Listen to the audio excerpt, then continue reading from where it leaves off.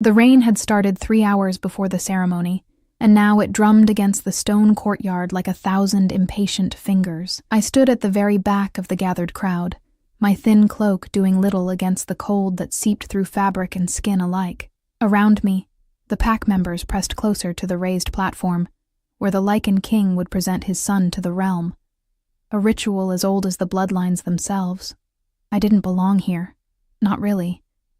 The whispers had followed me since childhood, soft and cutting as winter wind, half-blood, weakling, human-tainted. My mother had been pack, but my father, well, no one spoke his name anymore.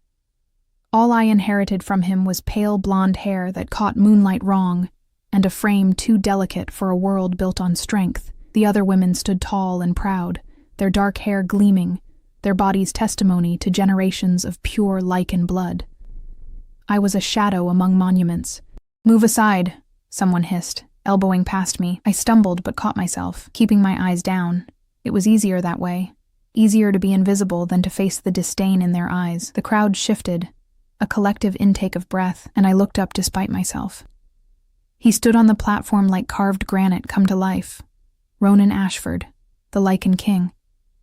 Even from this distance, his presence was overwhelming, a gravitational pull that made the air feel heavier. His dark hair was pulled back severely, revealing a face that might have been handsome if not for the brutal scar that ran from temple to jaw. They said he'd gotten it defending the northern territories. They said he'd killed 20 rogues that night with his bare hands. They said a lot of things about Ronan Ashford. In his arms, wrapped in ceremonial furs despite the autumn warmth, was a bundle so small it seemed impossible. His son. 4 months old and already the center of a world I barely understood. The baby's mother had died in childbirth. Another whisper that traveled through the pack like smoke. Cursed. Tragic. The king's heart died with her. I watched as Ronan lifted the child higher, his expression unreadable as stone. The baby made a small sound, and something flickered across the king's face. There and gone so quickly I might have imagined it. Grief, maybe, or fear wearing grief's mask. "By blood and bone, I present my heir," Ronan's voice carried across the courtyard, deep and resonant. "Heir to the Ashford line, future king of the northern packs." The crowd erupted in ceremonial howls, the sound raising goosebumps along my arms. I remained silent, my human throat incapable of producing that primal music. Another way I didn't fit. As the ceremony continued, I felt it. That prickling awareness that crawls up your spine when you're being watched. I turned slowly, scanning the edges of the crowd, the shadows between buildings. Nothing. Just rain and stone and the press of bodies around me. But the feeling didn't fade. My father, before he'd left, had told me something I'd never forgotten. "Trust your instincts, little one. They're sharper than you know." He'd been human, but he'd understood the supernatural world in ways that frightened my mother. She'd forbidden him from filling my head with dangerous nonsense, but some lessons sink deeper than prohibition. The ceremony was ending. Ronan descended from the platform, his elite guard forming a protective circle around him and the child. They would process through the courtyard to the great hall where the feast waited. I should leave now, slip away before the crowd dispersed and left me exposed. I was turning to go when the air changed. It happened so fast that later, when I tried to remember, the details scattered like startled birds. A disturbance near the east wall, shouts, the metallic scent of fear cutting through rain and wet stone.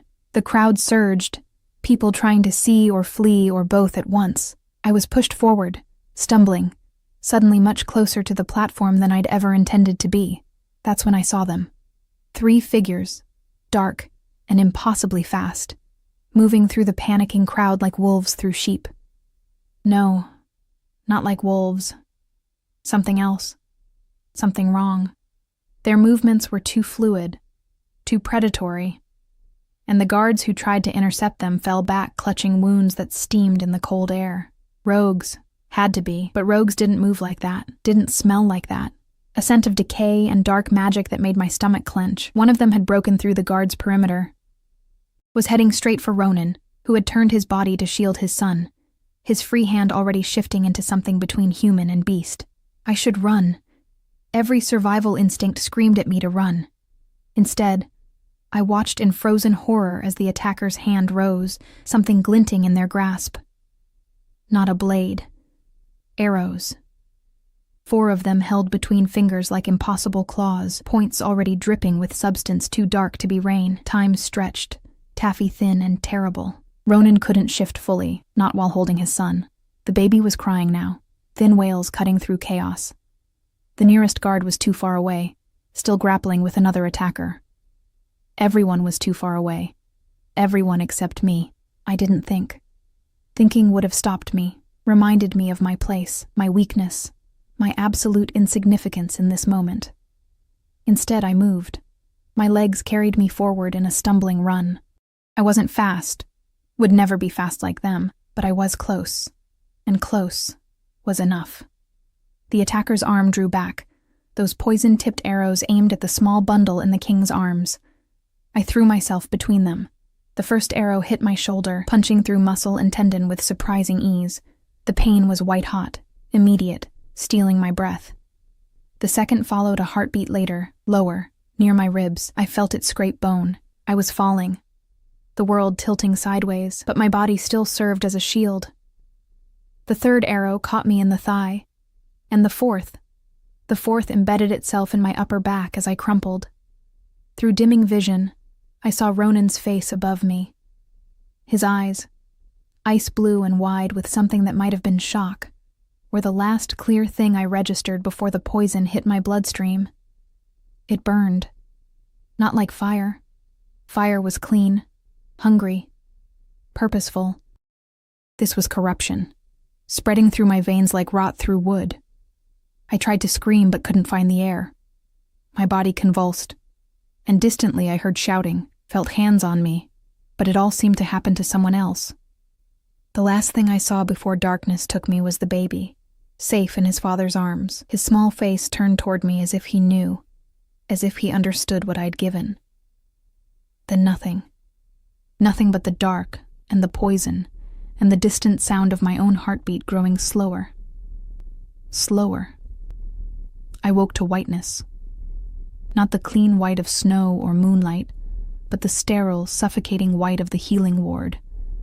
The ceiling above me was crossed with dark wooden beams, and I stared at them for a long time, trying to remember how to make my body work. Everything felt distant, wrapped in thick wool. Pain came next. Not the searing agony of the arrows, but a deep bone-level ache that radiated from 4 distinct points across my body. I tried to move my arm and immediately regretted it, biting back a whimper. Don't. A voice, female and firm. Footsteps approached, and a face appeared above me, middle-aged, stern, with the no-nonsense expression of someone who'd seen too much suffering to coddle anyone through it. You'll tear the stitches. Though honestly, girl, stitches are the least of your problems. Healer Margot. I recognized her from the few times I'd been permitted in the main compound for mandatory pack gatherings.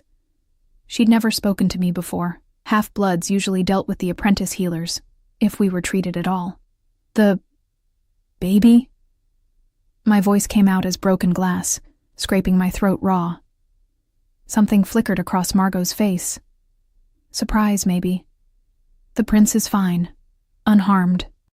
She began checking the bandages on my shoulder, her hands surprisingly gentle despite her harsh tone, which is more than I can say for you. 4 arrows, all poisoned with something I've never seen before. Dark magic, mixed with silver and nightshade. Should have killed you in minutes. Should have. You've been unconscious for 3 days. Your fever finally broke this morning. She moved to examine the wound on my back, and I felt her pause. I don't understand it. Your human blood should have made you more vulnerable to the poison, not less. But something in you fought it, burned it out slowly. 3 days. I tried to process that, but my thoughts moved like honey in winter. The attackers, I managed. Dead. All 3 of them. The king. She hesitated, an unusual show of uncertainty. The king dealt with them personally. What was left wasn't pretty. She finished her examination and moved around to face me again. You're going to have scars. Bad ones. The shoulder wound damaged muscle. You may never regain full strength in that arm. I almost laughed. Full strength. as if I'd had any to begin with. "Can I leave?" Margot's expression hardened. "Leave? Girl, you can barely lift your head. You'll stay here until I say otherwise." She paused, seemed to wrestle with something. "Besides, there are complications." Before I could ask what that meant, the door to the healing ward opened. The temperature in the room dropped. I couldn't see the doorway from my bed, but I felt his presence like pressure against my skin. Heavy boots crossed the stone floor, measured and deliberate. Margot immediately bowed her head, stepping back to give him space. Ronan Ashford appeared in my line of vision, and every instinct I had screamed at me to look away, to make myself smaller, but I couldn't move, could barely breathe as he stood there studying me with those ice-blue eyes. He looked different up close. The scar was more brutal, cutting through what might have once been classical handsomeness and rendering it into something starker. Dangerous. His shoulders were impossibly broad beneath the dark coat he wore, and his hands, one of which rested on the pommel of a blade at his hip, were scarred and powerful. "Leave us." He didn't raise his voice, didn't need to. Margot bowed again and practically fled. The silence stretched. I forced myself to meet his gaze, though it cost me. My father's voice echoed in my memory. "Never show your throat to a predator unless you mean to submit. What's your name?" His voice was quieter than it had been during the ceremony, but no less commanding. "Elena." It came out steadier than I expected. "Elena Thorne." "Thorne." He repeated it as if testing the weight. "William Thorne's daughter." My stomach clenched. No one spoke my father's name, ever. "Yes." Something shifted in his expression, too subtle to read. "Your father once did me a service. A long time ago, before he left the territory, he moved closer, and I realized he was holding something, a small bundle of cloth. He helped me track a rogue pack that had taken hostages, used his human skills, tracking, strategy, things we'd overlooked in our reliance on instinct. He saved lives that night. I hadn't known that. My mother had refused to speak of him, and the pack treated his name like a curse. I didn't know you could be saved," Ronan continued, his tone matter-of-fact. "Margot said the poison should have killed you. Said your human blood should have made you weaker." He paused. She was wrong.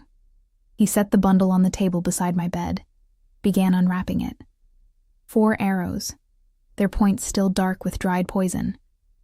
I stared at them, my body remembering the impact, the burn. "Do you know what these are?" he asked. I shook my head, immediately regretted the movement as pain lanced through my skull.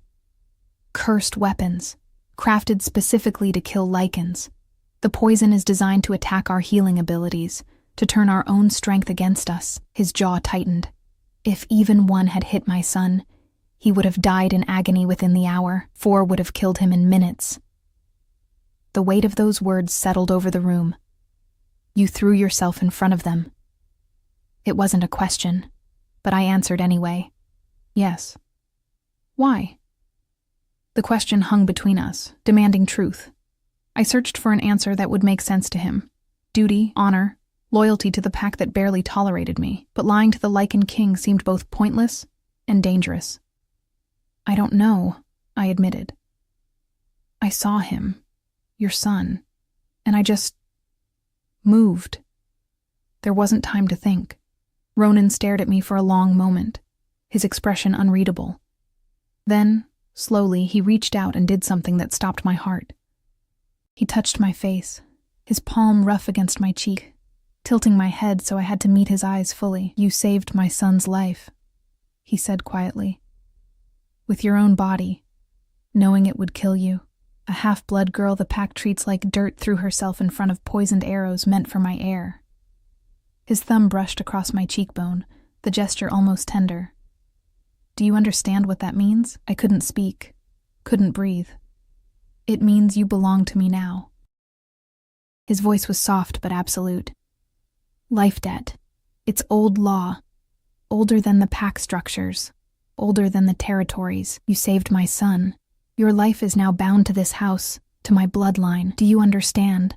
Horror and something else, something I couldn't name, twisted in my chest. I don't want... It's not a choice. His hand dropped from my face, for either of us. The debt is binding. You'll be moved from wherever you've been living to the royal compound. You'll be under my protection, my authority. He straightened, and I saw the king again, not the man. And you'll be trained. If you're going to throw yourself in front of weapons, you'll learn to survive it properly. I can barely fight. My human blood. Your human blood kept you alive when Lycan's strength would have failed. His tone was sharp. Stop using it as an excuse for weakness. Your father never did. The words hit like a slap, stunning me into silence.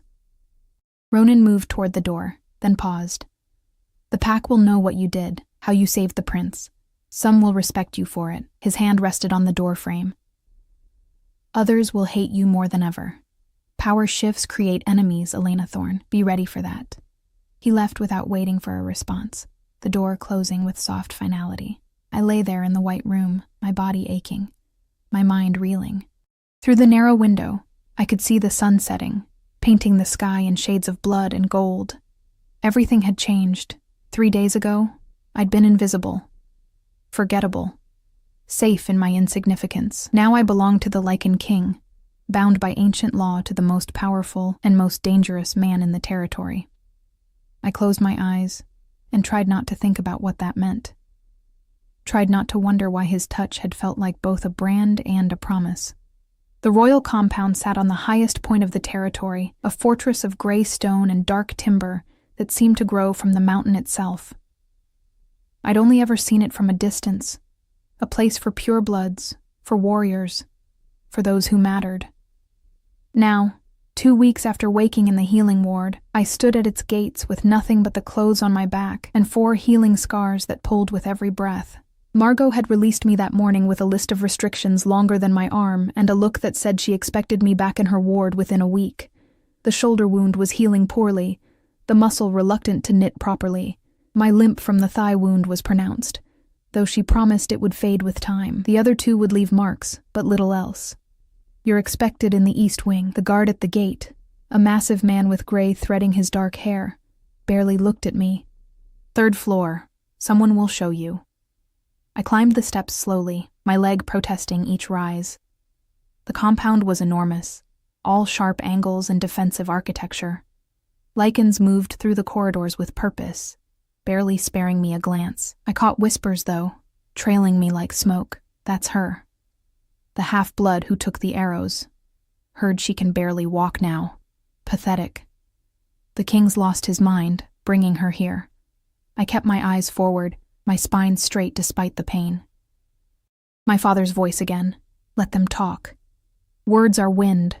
Action is truth. The east wing was quieter, the corridors lined with doors that stayed closed. A young woman in servant's clothing waited at the top of the stairs, her expression carefully neutral. Elena Thorne? At my nod, she continued. I'm Iris. I'll show you to your quarters. She started walking, her pace mercifully slow. You'll share the floor with other members of the household staff. Meals are served in the lower hall at dawn, midday, and dusk. You're expected to attend training sessions each morning in the yard, though healer Margot sent word you're to start with physical conditioning only. No combat, until your wounds are fully healed. Training. The word sat heavy in my stomach. Iris stopped at a door near the end of the corridor, pushed it open. This is yours. The room was small but clean, a bed, a desk, a wardrobe, and a window that looked out over the training yards. Compared to the cramped corner I'd occupied in the pack's lower housing, it was palatial. Thank you, I said quietly. Iris hesitated at the door. The pack isn't happy about you being here. The purebloods especially. Her tone was matter-of-fact, not unkind. Watch yourself. Life dead or not, accidents happen. She left me alone with that cheerful warning. I moved to the window, watched the figures below going through combat drills. They moved like water, like violence given grace. I would never move like that. My body had always been my limitation. And now, marked by poison and punctured by arrows, it was even more of a cage. A knock at the door pulled me from dark thoughts. Come in, I called, expecting Iris with more instructions. The door opened to reveal a woman who made the air feel thinner just by existing. She was tall, with the kind of beauty that came from perfect genetics and absolute confidence. Dark hair fell in waves past her shoulders, and her amber eyes, pure Lycan, fixed on me with barely concealed contempt. "So you're the charity case." Her voice was cultured, sharp. I wanted to see for myself what kind of creature throws itself in front of arrows. I said nothing, waiting. She circled the room slowly, examining it like one might examine a disappointing purchase. "My name is Sienna Blackthorn. My father leads the southern packs. I've been close to the king for years. Very close." The implication dripped from every word. "I was at the ceremony, saw what you did. Then I know you got lucky." She stopped directly in front of me, close enough that I had to tilt my head back to meet her eyes. "I know the king feels obligated to keep you here because of some archaic law that should have died centuries ago.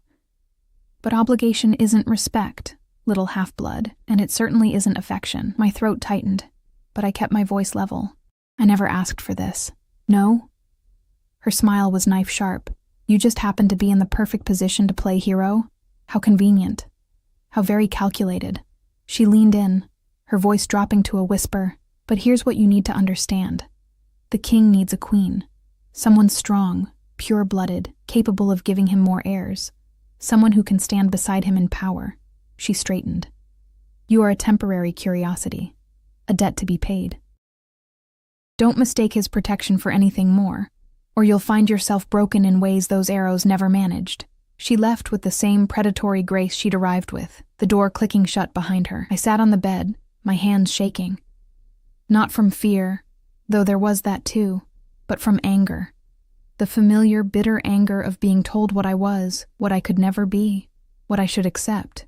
I didn't sleep that night. Instead, I watched the moon track across the sky and tried to silence the voice in my head that whispered, Sienna was right. Dawn came gray and cold. I dressed in the plain training clothes that had been left in the wardrobe. They hung loose on my frame, and made my way to the yards. At least 40 Lycans were already there, moving through warm-up exercises. I recognized some faces from the ceremony, others from the pack gatherings I'd attended on the fringes. They all stopped when they saw me. The silence was deafening. "Well?" A voice barked from the front. A man built like a mountain, scars crisscrossing his bare arms. "You waiting for an invitation? Get in formation." I moved to the back, tried to fall into the stretches they were doing. My shoulder screamed in protest, my leg barely supporting my weight. Around me, I heard the whispers starting again, felt the weight of their judgment. Pathetic. She'll last a week. King's making a mistake. Enough. The command cut through the murmurs like a blade. Everyone snapped to attention. Ronan stood at the edge of the yard, his presence radiating authority. He was dressed for training, simple dark clothing that emphasized the brutal efficiency of his build. His eyes swept the assembled fighters, stopping briefly on me before moving on. "You all know why she's here," he said, his voice carrying easily. "Life debt. Ancient law. Not my choice or hers, but binding nonetheless." He began walking along the line, his gaze sharp. "Some of you think she's weak, that her human blood makes her a liability." I felt every eye turn to me, burning. "You're right," Ronan continued. "She is weak. By our standards, she's fragile as glass." He stopped directly in front of me, and I forced myself to meet his gaze. "But she did something not one of you had the courage to do. She put her body between my son and death. While you stood frozen, while my own guards were too far away, this half-blood girl made a choice." The silence was absolute now, so here's how this works. Ronan's tone went cold. "She trains, she learns, she becomes stronger, or she doesn't. That's her fight. But anyone who interferes with that, anyone who makes her path harder out of spite or prejudice, answers to me personally." He let that sink in. "Are we clear?" Murmurs of assent rippled through the group. Ronan's eyes met mine once more, something unreadable in their depths. "Don't make me regret this," he said quietly. Meant only for me. Then he was gone, leaving me standing in a yard full of people who now feared crossing me, but hated me all the more for it. The mountain of a man, Garrett, I learned, put us through drills that left me gasping. I couldn't keep up, couldn't match their strength or speed or endurance, but I didn't stop. Even when my leg gave out and I hit the ground hard, I got back up.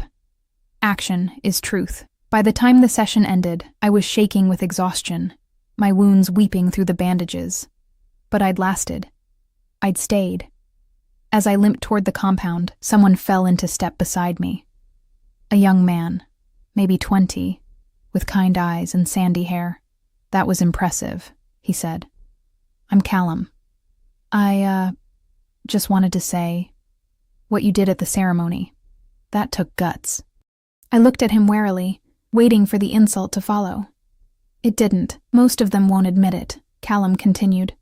"But you scared them.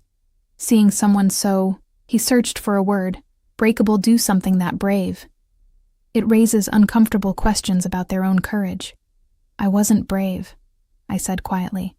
"I was just there. Maybe." He smiled. "Or maybe bravery is just doing the right thing when you're the only one who can, even when you're terrified." He left me at the entrance to the east wing, and I climbed the stairs slowly, my body screaming. In my room, I peeled off the training clothes and examined the damage in the small mirror. The bandages were spotted with blood, my skin mottled with bruises. I looked like something barely surviving, but I was surviving. And tomorrow, I'd do it again. 6 weeks changed everything and nothing. My body adapted slowly, grudgingly. The limp faded to a hitch in my step, noticeable only when I was tired. My shoulder remained weak, but I learned to compensate, to use my left side differently. Margot watched my progress with something approaching approval, though she'd never admit it aloud. The training was relentless. Garrett, who I learned was the master of arms, pushed me harder than anyone else, as if determined to either forge me into something useful or break me trying. I suspected he didn't care which outcome prevailed, but I didn't break. Callum became an unexpected ally. He'd train with me after the regular sessions, showing me techniques that relied on speed and precision rather than brute strength. "You'll never overpower them," he said one evening as we worked through defensive stances, "so don't try. Be smarter. Be faster where it counts." Others began to watch with grudging curiosity. I wasn't improving quickly. My human limitations saw to that. But I was improving. And I never quit, never complained, never gave them the satisfaction of seeing me surrender. Sienna remained a constant shadow, her presence a reminder of everything I wasn't.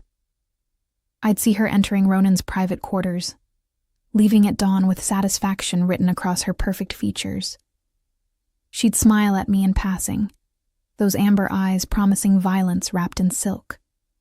I learned to smile back, learned to wear my own armor of indifference. Ronan himself was a ghost. I'd see him in the yards occasionally, watching the training with that unreadable expression. Once, he'd corrected my stance personally, his hands on my shoulders adjusting my position, his breath warm against my ear as he explained leverage and balance. The touch had lasted maybe 10 seconds. I'd thought about it for days, hating myself for it. He owed me nothing beyond the protection he'd promised. I knew that. Understood it. Understanding didn't stop the way my pulse jumped when he entered a room. It was late autumn when everything shifted again. I was in the library, a vast room of dark wood and ancient texts that I'd discovered during a sleepless night. The Pack's history lived in these books, stories written in languages both familiar and strange. I'd been reading about the old laws, trying to understand the life debt that bound me here. Most people find those texts impenetrably boring. I jumped, nearly dropping the heavy volume. Ronan stood in the doorway, still dressed from the evening council meeting, his formal coat emphasizing the breadth of his shoulders. "I wanted to understand," I said, finding my voice. "The debt, what it means." He moved into the room, his footsteps silent despite his size. "And what have you learned? That it's more complex than I thought." I set the book down carefully. The saved life becomes bound to the saver's bloodline. But it's not servitude. It's more like kinship. Protection in exchange for loyalty. "You've been reading the old texts, the original Lycan laws." He stopped at the window, looking out at the darkened grounds. "Most of those traditions have been simplified over the centuries, misunderstood. What does it actually mean?" I asked. "For me. For your son." Ronan was quiet for a long moment. When he spoke, his voice was softer than I'd ever heard it. It means your pack, not the conditional acceptance you had before. It means your well-being matters to the bloodline you protected. It means... He turned to face me. It means I'm responsible for you. Your safety, your future, your happiness. All of it falls to me now. The weight of those words settled between us. I don't need happiness, I said quietly. Just purpose. Something more than being tolerated. Is that why you train so hard? Push yourself past the point of wisdom? His eyes were sharp. Margot tells me you're damaging your shoulder again. Refusing to rest. I have to keep up. You'll never keep up. It should have been cruel, but his tone was matter-of-fact. Your human blood sets limits that determination can't overcome. But that doesn't make you useless. Your father understood that, used his human traits as advantages. Patience, strategic thinking, the ability to move through human spaces undetected. He crossed the room, stopped close enough that I could smell leather and pine. You saved my son because you were in the right place, yes, but also because you noticed the threat when others didn't. Your instincts read the danger faster than Lycan senses. That's not weakness, Elena. That's a different kind of strength. I stared at him. Something tight in my chest, loosening. Then why does everyone treat it like a flaw? Because people fear what they don't understand. And you. His hand rose, hesitated, then brushed a strand of pale hair from my face. You don't fit their understanding. You never will. The touch lingered longer than necessary. His fingers traced the line of my jaw, and I couldn't breathe, couldn't move, couldn't do anything but stand there feeling like the air had turned to lightning. Ronan! Sienna's voice cut through the moment like a blade. She stood in the doorway, her expression carefully neutral. But I saw the fury burning beneath. The council needs you. Urgent news from the eastern borders. His hand dropped. The distance between us expanded instantly, professionally. I'll be there shortly. Sienna's eyes found mine, and the promise in them was clear. This isn't over. When they'd both left, I sank into the chair, my hands shaking. Whatever had almost happened, whatever that moment had been, it was dangerous. More dangerous than arrows, than poison, than anything I'd faced. Because part of me had wanted him to keep touching me. And that way led to destruction. The attack came 3 nights later. I was returning from evening training, exhausted and aching, when the scent hit me. Wrong. Unfamiliar. That same crawling awareness from the ceremony, amplified. I broke into a limping run, following instinct more than logic, and found myself at the nursery wing. The door stood open when it should have been guarded, locked. Inside I could hear struggle, growls, something breaking. The prince's room. I didn't have a weapon, hadn't earned the right to carry one, but there was a heavy iron candlestick in the corridor, and I grabbed it as I pushed through the door. The nursery was chaos. The guard lay crumpled against the wall, unconscious or worse. A figure, tall, unnaturally thin, stood over the prince's cradle, their hand reaching down. The same wrong scent from the ceremony. The same dark magic stench. I didn't think. Again. I swung the candlestick with everything I had, connecting with the intruder's skull. They staggered, turned toward me with a face that was human-shaped but fundamentally wrong. Dead eyes, skin like wax, mouth opening too wide, not rogue. Something worse. They lunged, and I fell back, swinging wildly. My shoulder screamed in protest, the old wound tearing. The candlestick connected again, and I was screaming, raw, wordless rage, as I kept them away from the cradle. Then the room exploded with bodies. Ronan hit the intruder like a force of nature, his partial shift making him something between man and wolf and nightmare. Others poured in. Garrett, Callum, more guards. The intruder fought with inhuman strength, but they were outnumbered. When it finally stopped moving, Ronan turned to me. I was on the floor, my shoulders soaked with blood, the candlestick still gripped in white-knuckled hands. The prince was crying, alive, unhurt, crying. Elena. Ronan's voice seemed to come from very far away. Let go. It's over. I couldn't. My hands wouldn't obey. He knelt in front of me, his hands covering mine, warm and solid. You're safe. He's safe. Let go. Finally, my fingers loosened. The candlestick clattered to the floor. Twice, Ronan said, his voice strange. Twice you've stood between my son and death. I wanted to respond, but the room was spinning. Blood loss, adrenaline crash, the shoulder wound completely reopened. I felt myself falling, felt his arms catch me. Get Margot. He barked at someone. Now. The last thing I remembered was his face above mine. Those ice-blue eyes holding something I couldn't name. Something that looked almost like fear. I woke to firelight and the scent of medicinal herbs, not the healing ward. Somewhere warmer, more intimate. My shoulder was bandaged tightly, the pain a dull throb rather than the sharp agony I'd expected. Someone had changed me into a soft nightgown, and I lay in a bed far too comfortable to be my own. You're awake. Ronan sat in a chair beside the bed, still wearing the blood-stained clothes from the attack. His hair had come loose from its tie, falling around his face in a way that made him look younger, more human. Exhausted. Where? My personal quarters. Margot said you needed somewhere quiet to recover, and the healing ward is, he gestured vaguely, busy, with questions I didn't want you facing yet. I tried to sit up, failed. He was there immediately, helping me, adjusting pillows behind my back with surprising gentleness. The prince? I asked. Asleep, unharmed. Thanks to you. Again, he settled back into the chair, his eyes never leaving my face. The thing you fought, we've identified it. A revenant. Corpse animated by dark magic, sent with a specific purpose. Someone is trying very hard to kill my son. The implications of that settled over us like frost. Twice now, you've been the only thing standing between him and death, Ronan continued. The first time I thought it was chance. Pure luck that you were there. But this... He ran a hand through his hair, a gesture of frustration that seemed almost foreign on him. You were returning from training, exhausted. You should have gone to your room, collapsed into bed. Instead, you followed your instincts straight to the nursery. I smelled something wrong.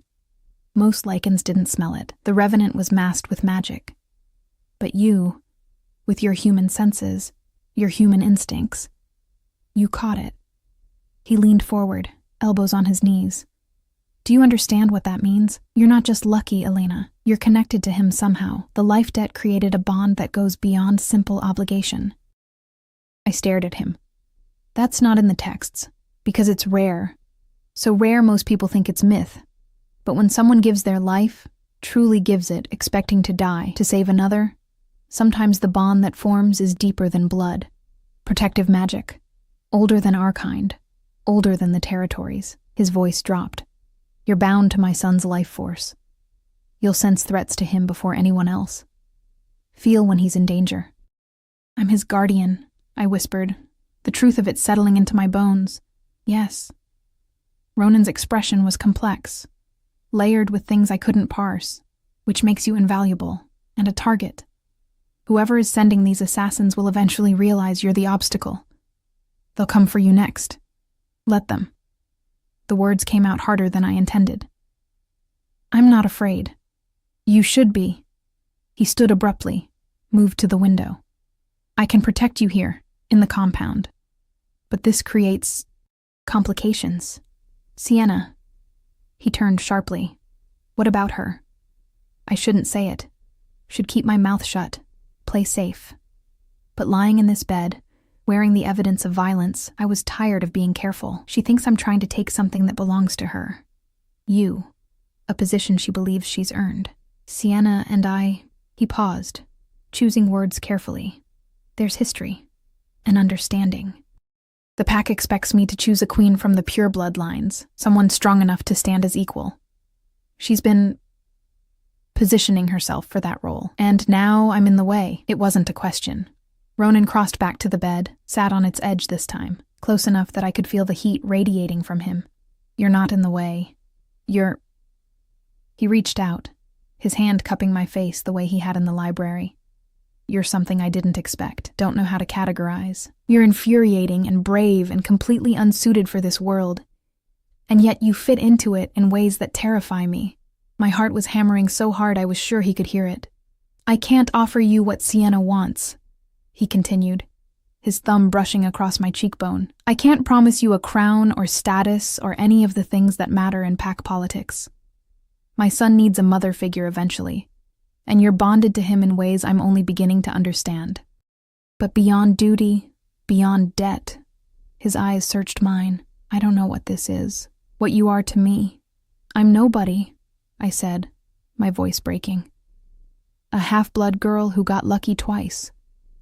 You're the woman who threw herself in front of arrows, who fought a revenant with a candlestick and won, who gets up every morning and faces a yard full of people who despise her and never stops trying. His hand slid into my hair, gentle despite the intensity in his eyes. You're the woman who makes me question every assumption I've ever had about strength. He was going to kiss me. I could see the intention forming, feel the air between us charging with it. The door burst open. Garrett stood there, his expression grim. My lord, we have a situation. The council demands an emergency session. They've heard about the revenant, about the girl being in your quarters. Sienna's father is calling for... I'll be there shortly.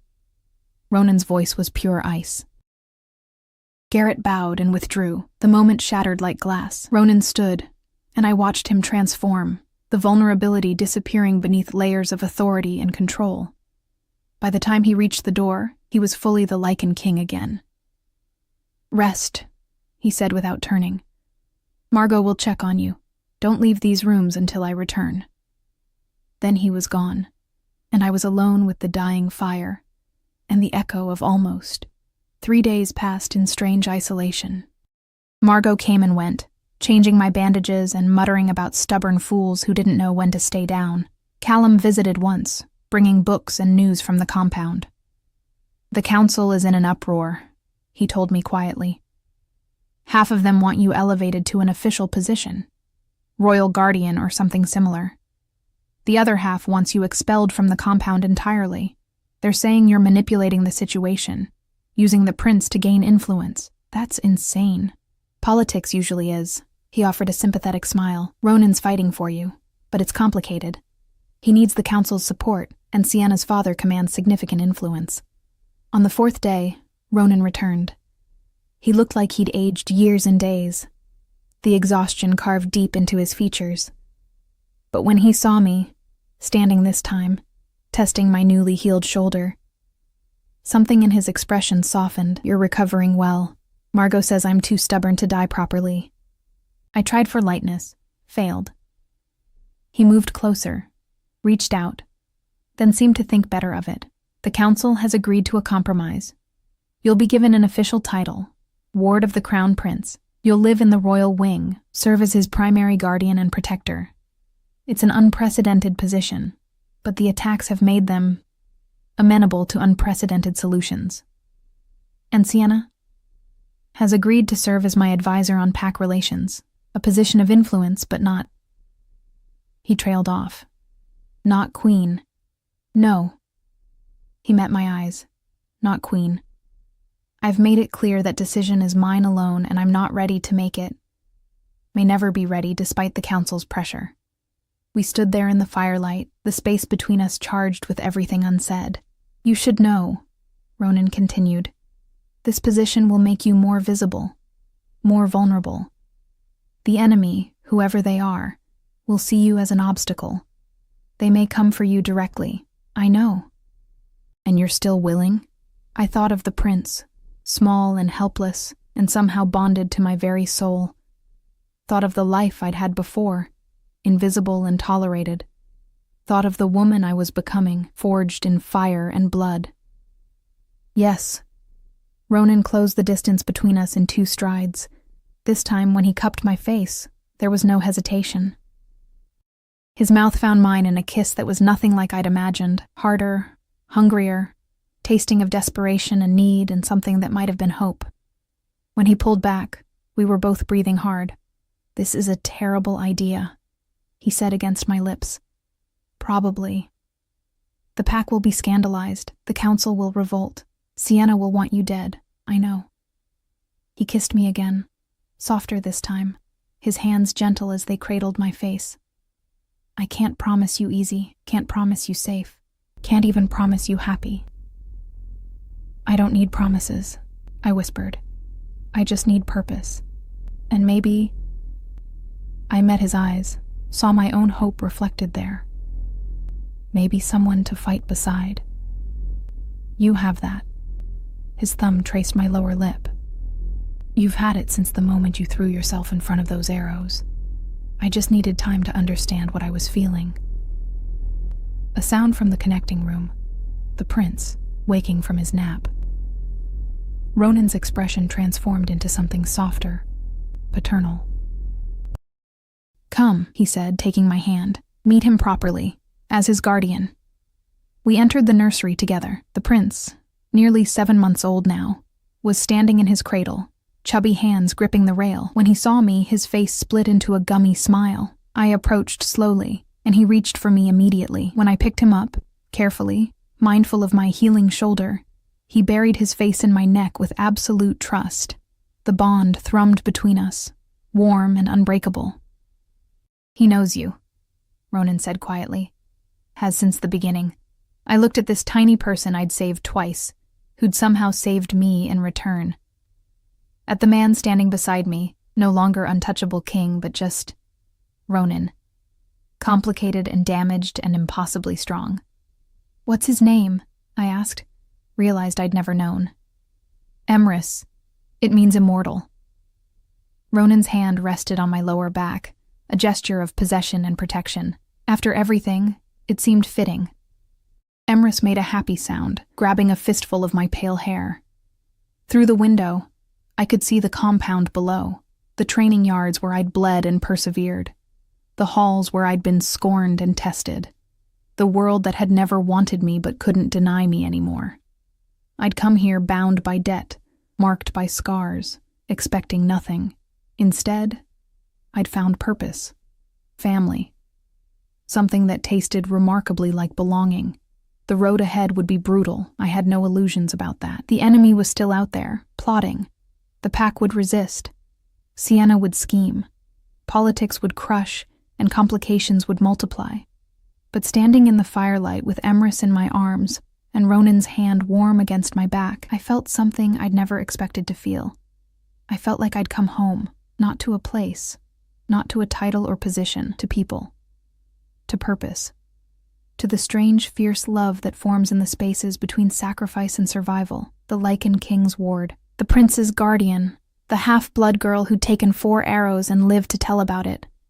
I was all of those things now, but more than that, more important than any title, I was Elena Thorne, and I was finally, impossibly, enough. 3 months later, the spring festival transformed the compound into something magical. Lanterns hung from every surface, music drifted through the courtyards, and even the most austere Lycans seemed touched by the celebration. I stood in the royal box, Emrys balanced on my hip as he watched the festivities with wide-eyed wonder. He was walking now, chattering in the nonsense language of toddlers, and the bond between us had only strengthened. 2 more attacks had been thwarted. Both times, I'd sensed the danger before anyone else. The council, grudgingly, had admitted I was invaluable. Even Garrett had started treating me with something approaching respect. Sienna had left the compound after a final vicious confrontation. Her father had withdrawn his support from the council, taking his southern packs with him. It had caused political ripples that were still settling, but we'd survived it. You look happy. Ronan appeared beside me, magnificent in formal dress, though he'd refused the crown for tonight. Content even. I am. I smiled up at him. Is that allowed? For you? Always. He leaned down, kissed me softly, ignoring the gasps and whispers from below.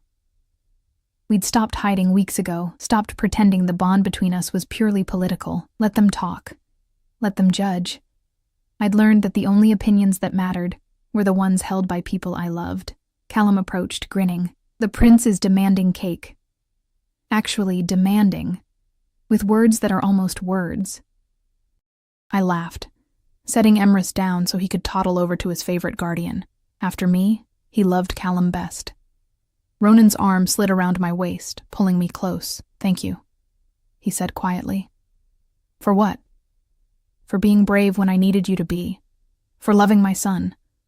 For he turned me to face him fully, for choosing to stay, even when leaving would have been easier.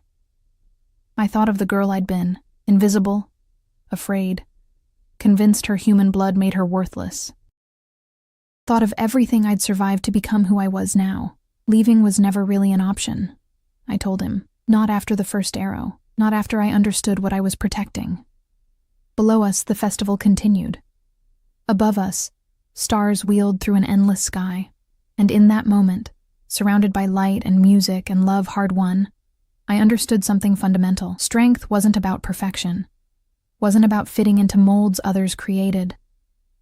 Strength was choosing to stand when falling was easier, was loving when fear said to run, was believing you mattered when the whole world said you didn't.